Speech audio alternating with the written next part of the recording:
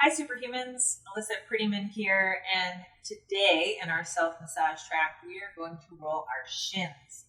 This can be it can be a really sweet area to roll if you are a runner, but also even just for your yoga practice. If it's challenging for you to sit like this in a meditation with your toes pointed, or what we might call plantar flexed, if that's kind of a struggle, sometimes freeing up the shin can be a really sweet area to know how to release. I personally like it for shin splints too, because when I hike too much or when I run too much, shin splints make themselves known in my body. So what we need for today's rollout will be 2 balls in some sort of a tote, or sometimes people will use 2 balls in a 2 tennis balls in like a tube sock or an onion bag. And then a block will be helpful for a certain portion of this, and you'll see why. So what we might do to begin with is to simply sit and feel. How does it feel to sit like this? How does it feel to kneel? And do the heels go way out to the left and right? And could the heels come a little bit closer towards each other? What does that feel like?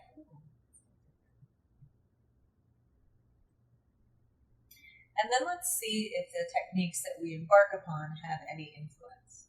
So you have 2 options. We can place the 2 balls just firmly on the ground and mount the top of the shin right between the balls, so right there.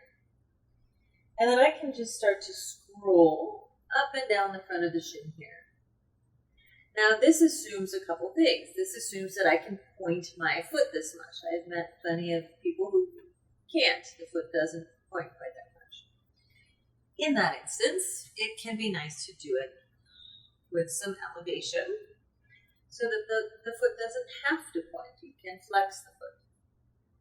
Now, we're just going up and down. So think about going up and down the block or up and down the shin. Anywhere from 7 to 15 times. Just nice, slow pulls up and down. If you are on a block, you may notice that your shin is longer than the block, and you need to do the shin in sections in order to get closer down towards the ankle.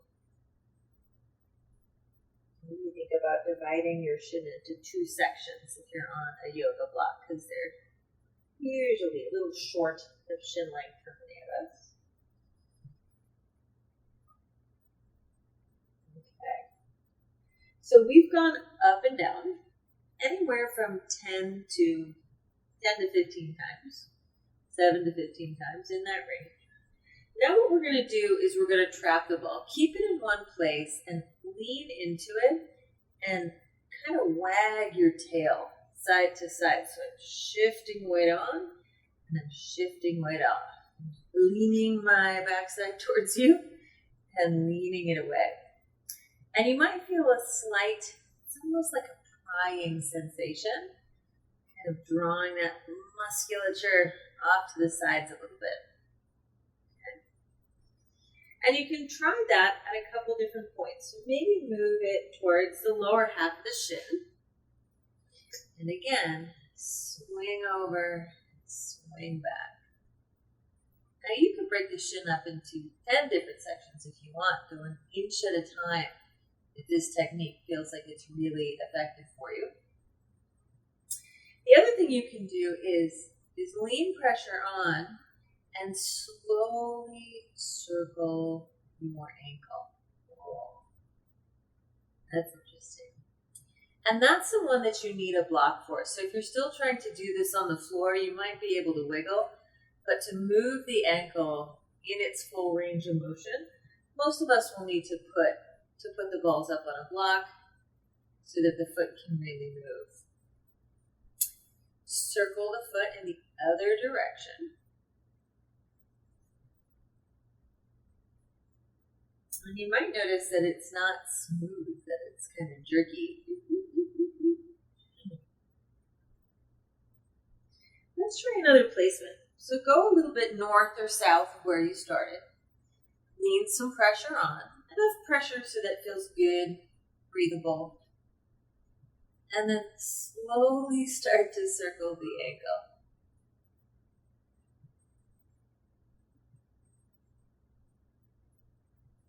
Notice any variances, sensitivity in this region versus where you started. And then go in the other direction.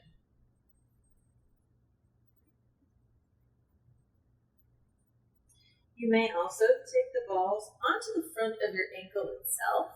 Now notice I've got my knee on the ground now. I'm going to cross my other foot. I'm just going to shift a tiny bit of weight back and kind of wiggle side to side. And all I feel on the front of my ankle is that there's a little side to side pulling and pushing of some of the tissues there. I don't need to aggressively drive in here. I just want to make sure that there's mobility here. Okay, let's unravel that. We'll come back to our kneeling position and see how that feels. That feels lovely on the side that we did, for me anyway. Notice what you notice. This sensory information that's there. And then let's go check out the other side. So again, from a hands and knees position, you're going to go up and down the front of the shin. Remember that you can mount the shin to a block, or you can just do this on the floor. Floor has its benefits because you can do the whole thing if that feels good. But you'll have to point the toe pretty aggressively, point the ankle, the foot, pretty much the whole time.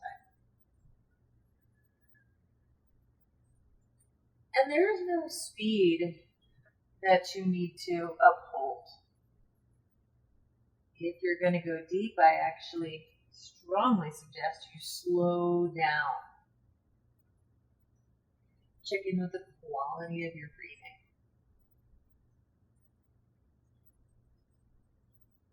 If you're on a block, just make sure you're getting the other side of the shin or the other half of the shin. If you've been in one zone, move to the other half, higher or lower than where you're at.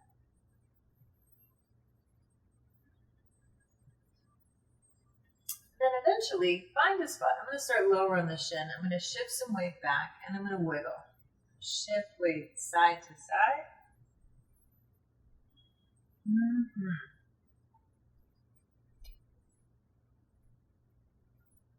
Find there's usually, it's a little bit more pleasant shifting out towards the pinky toe side, right? There's more meat over there to lean into. Let's move to another zone and let's wiggle together, shall we? I've always wanted to wiggle with you. So, shifting side to side. Ooh.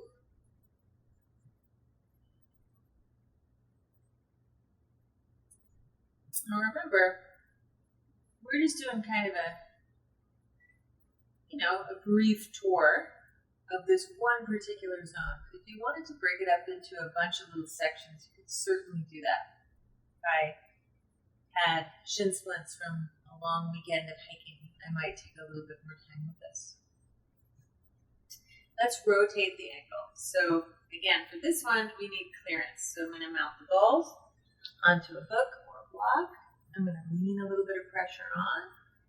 And I'm going to make some nice slow circles here. And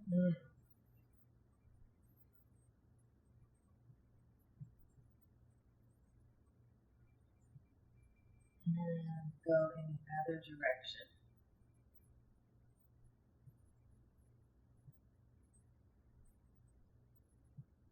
Pretty important work here for runners, hikers. Let's try this in one more zone, shall we? Move the ball a little bit north, a little bit south, lean some weight on, and slowly circle the ankle.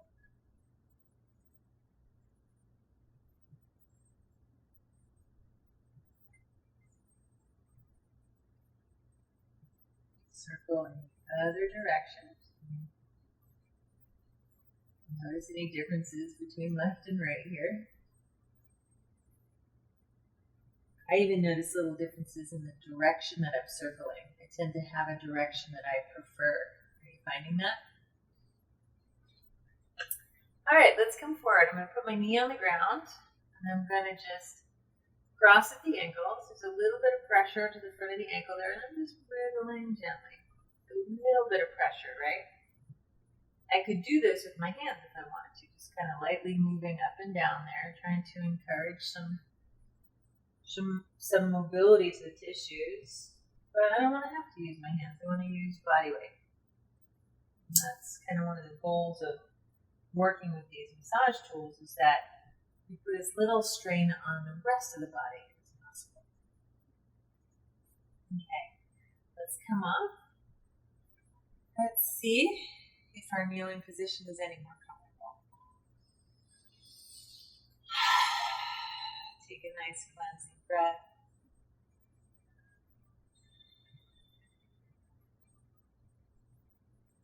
Nicely done. Thanks for joining for our little Shin rollout. There's lots of 10-minute videos on here, so be sure to check out some other zones of the body. And there are also larger sequences if you want to string some of this work together more strategically. So thanks for showing up. I look forward to working with you. Come back and take it again if it felt good. Have a good one.